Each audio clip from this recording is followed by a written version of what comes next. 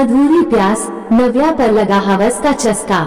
चढ़ती हुई बेल कैसी दीवानी होती है, नया नया जोबन, अल्हड़पन, बदहवासी, बस अपनी मस्ती में सरसराती हुई छुई सी हिलोरे लेती है। जिसका सहारा मिल गया उसी से लिपट जाती है। ऐसा ही तो नव्या के साथ हो रहा था। अभी अभी जवानी की दहलीज पर कदम रखा था, मानो एक नशा सा चढ़ने लगा था। एक खुमारी सी, आईने में खुद को कई कई बार देखना, उभरते अंडों को देखकर मुस्कुराना और अकेले में उभारों को हल्के से छूना और मस्त हो जाना। नहीं संभाल पा रही थी वो अपनी भावनाओं को। अब तो बस वो समा जाना चाहती थी किसी की मजबूत बाहों में, जहां उसके हर अंग पर पा सके वह किसी का चुंबन और सेक्स की गहराई का मजा ले सके। नव्या, यह क्या तू हर समय आईने के सामने खड़ी रहती है? स्कूल नहीं जाना है क्या?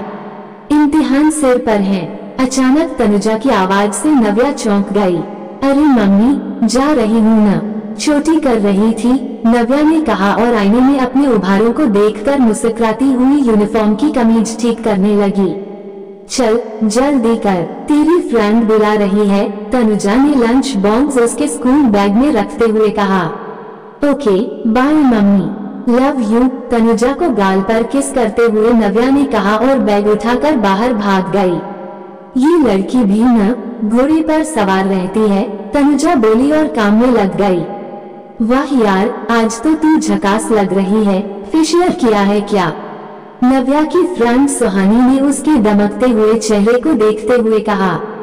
नहीं तो, ये तो नेचुरल ग्लो है, नव्या ने इतराते हुए कहा।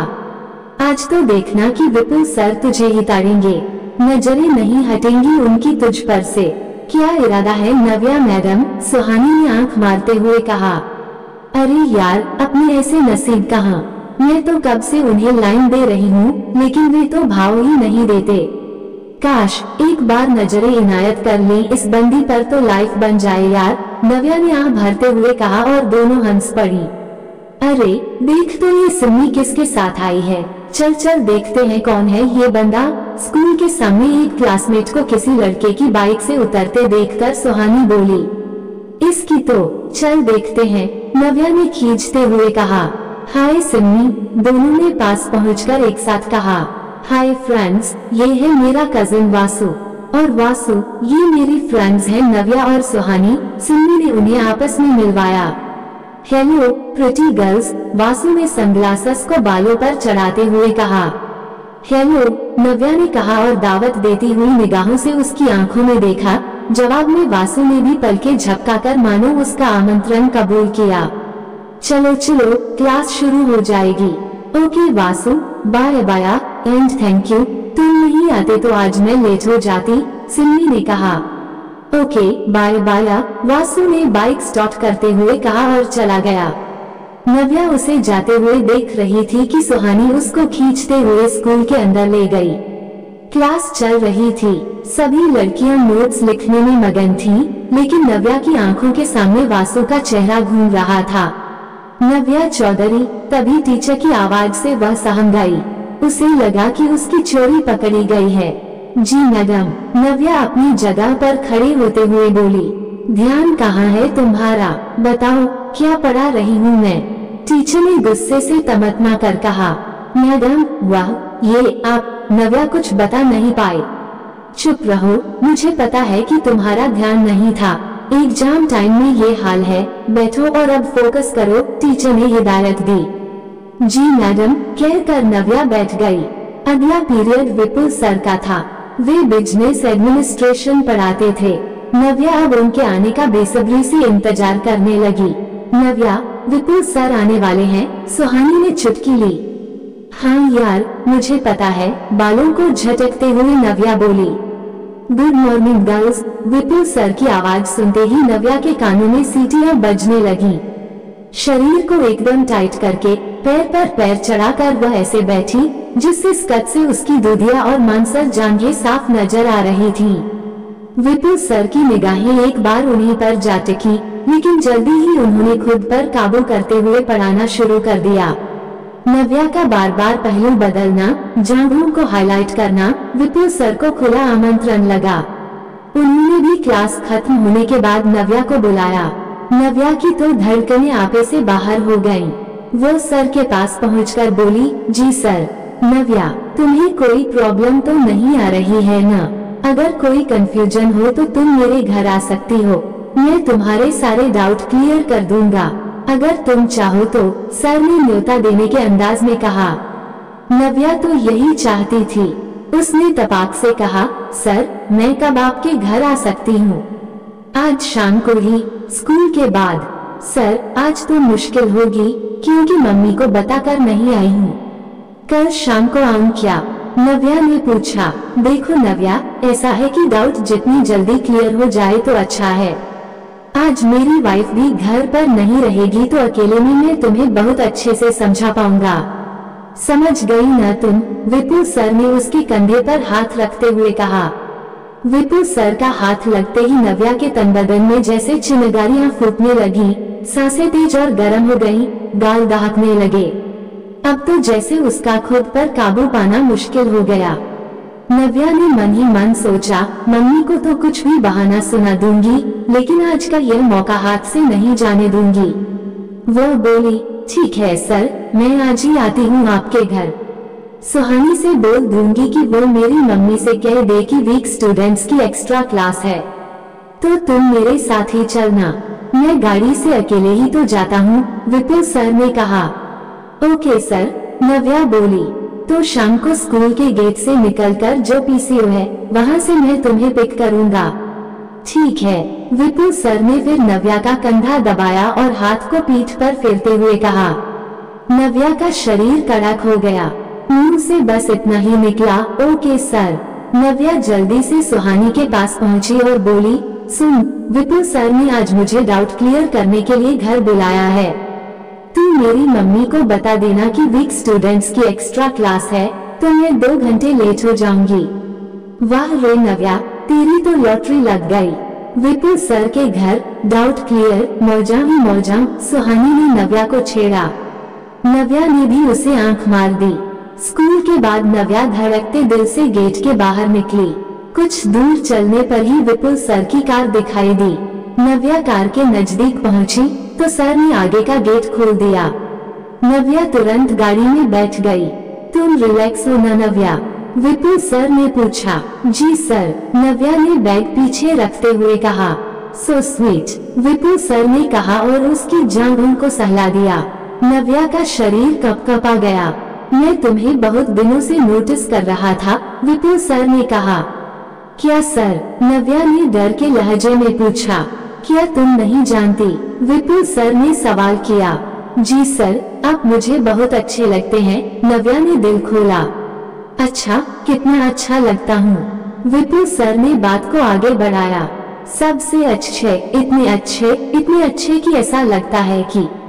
नव्या ने बात अधूरी छोड़ दी। कितने अच्छे, अब बता भी दो। यहाँ तो कोई नहीं हम दोनों के अलावा। विपुल सर ने सुलगती आग को हवा देना शुरू किया। सर, कहकर नव्या ने उनकी जांघों पर हाथ फेरना शुरू कर दिया। विपुल सर ने नव्या का हाथ कसकर पकड़ लिया और कहा, तुम्हारी बेचैनी मैं समझ रहा हूँ। सब्र करो, बस घर पहुँचने ही वाले हैं, फिर तुम्हारे इस प्यारे से शरीर को बहुत प्यार करूँगा। Oh sir, I love you sir, कहते हुए नव्या ने उनके गालों को चूम लिया। गाड़ी पार्क करके विपुल सर नव्या को घर के भीतर ले आए। दरवाजा बंद कर दिया और पलटते ही नव्या को बाहों में भरकर उसके होठों को अपने होठों में भर लिया। नव्या तो पहले ही बेकाबू हो चुकी थी। उसे तो बस आज अपने शरीर की भूख मिटानी थी, जो उसे भीतर ही भीतर खा रही थी। विपुल सर ने नव्या को गोद में उठा लिया और बेडरूम में ले जाकर बिस्तर पर लिटा दिया। नव्या बदहवास हो रही थी।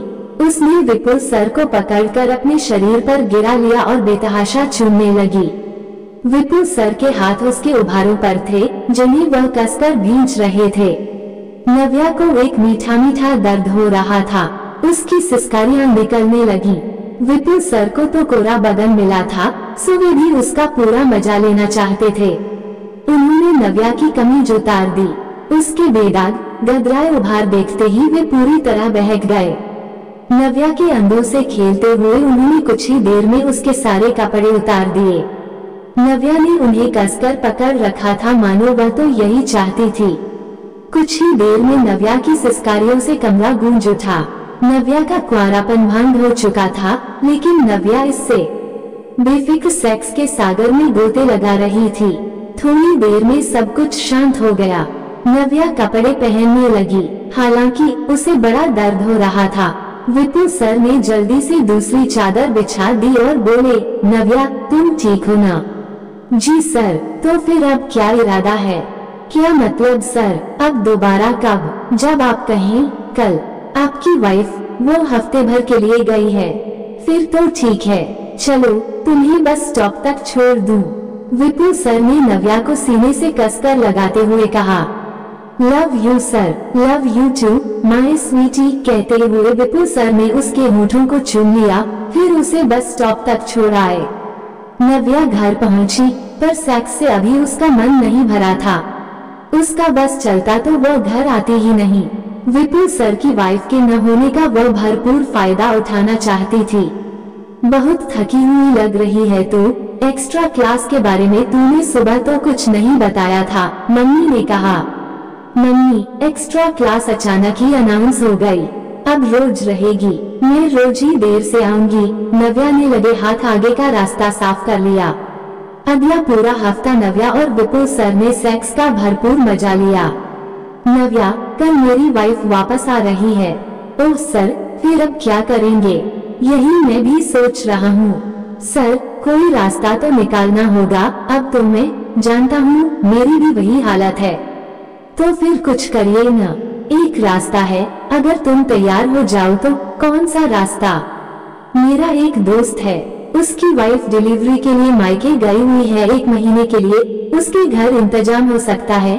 लेकिन क्या सर? अब देखो नव्या, हम किसी से मदद लेना चाहते हैं तो उसे कुछ देना भी होगा। क्या देना होगा? नव्या ने बात समझते हुए कहा। कभी भी वह भी तुम्हारे साथ। हाँ तो नो प्रॉब्लम सर, आपके साथ के लिए इतना सेक्रीफाइस तो कर ही सकती हूँ। तो फिर कल से गिरीश के घर। Okay sir. दरअसल नव्या को अब सेक्स का चस्का लग चुका था। उसे एक से ज्यादा मर्दों से संबंध बनाने से कोई परहेज नहीं था और इन शादीशुदा मर्दों को मुंह का जायका बदलने के लिए गरम और कम ऊन की चिड़िया मिल गई थी। अब तो नव्या का हर रोज सेक्स करने का सिलसिला चल निकला। स्कूल से अब कॉलेज में आ गई थी वह।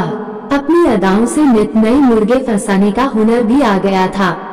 नव्या सुन, आज रोहित आ रहा है, उसकी मीटिंग है यहाँ, शायद 2-4 दिन रुके। रमा बोल रही थी कि वो होटल में रुक जाएगा, लेकिन मैंने कहा कि मौसी का घर होते हुए होटल में क्यों रुके, इसलिए मैंने उसे यही बुला लिया है। तू अपना कमरा उसे सोने के लिए दे देना। तू मेरे साथ सो जाना। पापा बैठक में सोफे पर सो जाएंगे। ठीक है न? तनुजा ने नव्या से कहा। अरे यार मम्मी, आप भी न? क्या आप भी? मौसेरा भाई है वह तेरा। 1-2 दिन एडजस्ट नहीं कर सकती क्या? ठीक है बाबा, कर लूंगी एडजस्ट। अगले दिन सुबह ही रोहित आ गया। काफी समय के बाद नव्या और रोहित मिले थे। और कैसी है रे तू छुटंकी? रोहित ने हंसते हुए कहा। अब मैं छुटंकी कहाँ हूँ, देख कितनी बड़ी हो गई, नव्या ने तनते हुए कहा।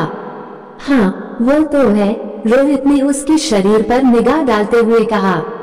उसकी नजरें नव्या के अंदरों के उतार चढ़ाव से हटने को राजी नहीं थी। बड़ी मुश्किल से खुद पर काबू करते हुए वह बोला, और बताओ आजकल क्या चल रहा है? सब एकदम बढ़िया चल रहा है। तुम सुनाओ, कैसी मीटिंग है तुम्हारी? नव्या ने हिलते हुए कहा। ऑफिशियल है, खाली समय में तुम जबलपुर घुमा देना। घुमाओगी या नहीं? रोहित ने नव्या की आंखों में गहरे झांकते हुए कहा। बिल्कुल घुमाएंगे जबलपुर, बदले में क्या दोगे? नव्या ने पूछा। क्या चाहिए बोलो तो, जो बोलोगी मिल जाएगा, रोहित ने आंख मारते हुए कहा। अरे क्या लेने देने की बातें हो रही हैं? चल बेटा रोहित, फ्रेश हो ले, मैं नाश्ता लगाती हूँ। नव्या, जरा रोहित को अपना रूम तो दिखा दो, तनुजा ने आकर कहा। ओके मम्मी, चलो रोहित, आज से मेरा रूम तुम्हारा है, ऐश करो, नव्या ने हंसते हुए कहा और रोहित को अपने कमरे तक ले आई। Welcome in my room, thanks dear, कहकर रोहित ने शेक हैंड की मुद्रा में हाथ बढ़ाया। मोस्ट वेलकम कहकर नव्या ने अपना हाथ उसके हाथ में दिया, जिसे रोहित ने चूम लिया। नव्या ने मुस्कुराते हुए उसकी इस हरकत का स्वागत किया। नव्या रोहित के इरादे समझ चुकी थी। उसके लिए तो यह एक बेहतरीन मौका था, घर में ही रात को रंगीन बनाने का। रोहित नाश्ता करके मीटिंग अटेंड करने चला गया। नव्या भी कॉलेज चली गई। यह उसका बीए का दूसरा साल था, जहां उसकी खुली जिंदगी जीने की चाहत को पंख मिल चुके थे।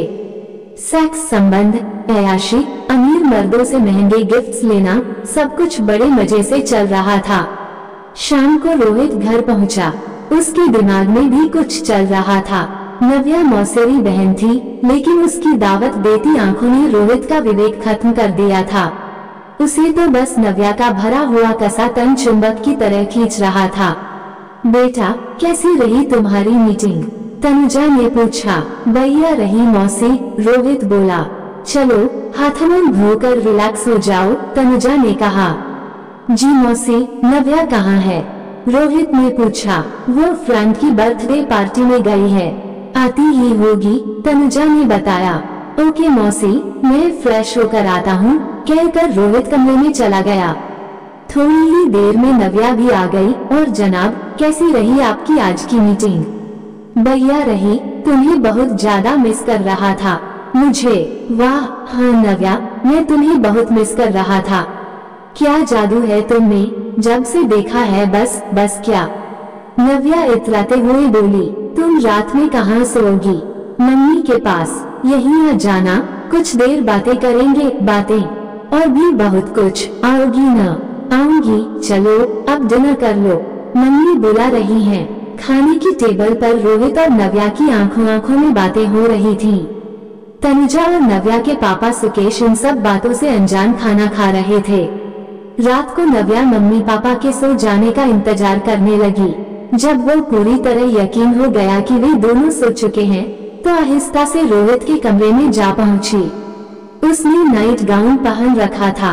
हेलो स्वीटहार्ट, नव्या फुसफुसाते हुए बोली। वेलकम डियर, मैं कब से तुम्हारा इंतजार कर रहा था। बहुत देर लगा दी तुमने, रोहित ने बेसब्री से कहा। तुम्हारे मौसाजी और मौसी के सोने का इंतजार कर रही थी। और कहो क्या इरादा है? नव्या ने होंठ चबाते हुए कहा। तुम बोलो। अच्छा जी, अब वह सब भी मैं ही बोलूं तो फिर? चलो अब ये नाटक छोड़ो। सच में छोड़ दूं नाटक? तो ये लो छोड़ दिया, कहकर रोहित ने झटके से नव्या को अपनी बाहों में भर लिया। बहन हूँ तुम्हारी। हाँ यार, लेकिन क्या करूँ, ये दिल है कि मानता नहीं, इतनी हॉट जो हो। रोहित ने उसे गोद में उठा लिया। फिर शुरू हो गया हवस का गंदा खेल। रोहित और नव्या दोनों ने ही रिश्ते को दरकिनार कर जिस्मानी रिश्ते बना लिए। बिस्तर पर नव्या के रंग देखकर रोहित ने नव्या को लिविंग में रहने का प्रपोजल दे डाला। नव्या ने सोचा कि यह एक्सपीरियंस लेने में क्या जाता है, रोहित अच्छा कमाता है, कोई बुराई भी नहीं है। अगर उसके साथ लिविंग में रहूं, तो मम्मी पापा के बंधन से भी छुटकारा पा जाऊंगी और सेक्स भी एंजॉय कर सकूंगी। 3 दिनों में रोहित का ऑफिशियल काम भी खत्म हो गया। नव्या और रोहित ने सब तैयारी कर ली। नव्या रोहित के साथ बालाघाट जाने के लिए पूरी तरह तैयार थी। दोनों ने फैसला किया कि कल घर वालों को अपने इरादों से वाकिफ करवा कर वे बालाघाट निकल जाएंगे। अगली सुबह घर में हंगामा मचा हुआ था। नव्या ने अपने फैसले को बहुत ही बेशर्मी से माता पिता को बता दिया। कुछ तो शर्म करो, हम दुनिया और समाज को क्या जवाब देंगे? क्या कहूँगी तेरी मौसी से, कुछ तो सोच। और तेरी उम्र तो देख, अभी तो पढ़ने लिखने के दिन है, तनुजा भरी आंखों से बोली। मम्मी, अब इन सब बातों का कोई मतलब नहीं है। मेरा फैसला नहीं बदलने वाला, और फिर ये मेरी जिंदगी है, मुझे पूरा हक है कि इसे मैं कैसे जीऊं। मैं रोहित के साथ बालाघाट जा रही हूँ, वहीं उसकी पोस्टिंग है। अपने माँ बाप को वह बता देगा, नव्या ने तुनक कर कहा और कमरे में चली गई। तनुजा, अब कोई फायदा नहीं इसे समझाने का, बालिग हो चुकी है वो और इसी बात का फायदा उठा रही है। उसके कदम बहक चुके हैं, क्या पता बात कहाँ तक बढ़ चुकी है। हम तुम तो शायद वहाँ तक सोच भी न सके, क्योंकि जिस बुलंदी से नव्या ने ये बताया है, उससे तो लगता है कि इन दोनों के जिस्मानी। तनुजा के पति हताश स्वर में बोले, क्या यही दिन देखना बाकी था? हम तो किसी को मुंह दिखाने लायक नहीं रहे। क्या इसी दिन के लिए नाजों से पाला था इसको, इतनी आजादी दी थी? ये कहाँ की हवा लग गई इसे कि आंखों की शर्म तक खत्म हो गई। और रोहित, वो भी, अरे अब उससे क्या कहें? जब अपना सिक्का ही खोटा निकला, तनुजा लगातार रोते हुए बोली। नव्या और रोहित परिवार व समाज के गाल पर तमाचा मारकर चले गए। पीछे रह गए दो परिवार और शर्मसार माता पिता। सेक्स और अय्याशी की चाहत में बच्चों ने घर वालों को एक ऐसा नासूर दे दिया जो हर पल कसकता रहेगा। आपको ये कहानी कैसी लगी हमें कमेंट कर जरूर बताएं। इसी तरह की अच्छी कहानियाँ आप यहाँ पर पढ़ सकते हैं। यहाँ उपस्थित शिक्षाप्रद कहानियाँ आपका मनोरंजन करने के साथ दिशा भी देंगी। तो बने रहिए हमारे साथ और हमारे प्रयास को सफल बनाएं।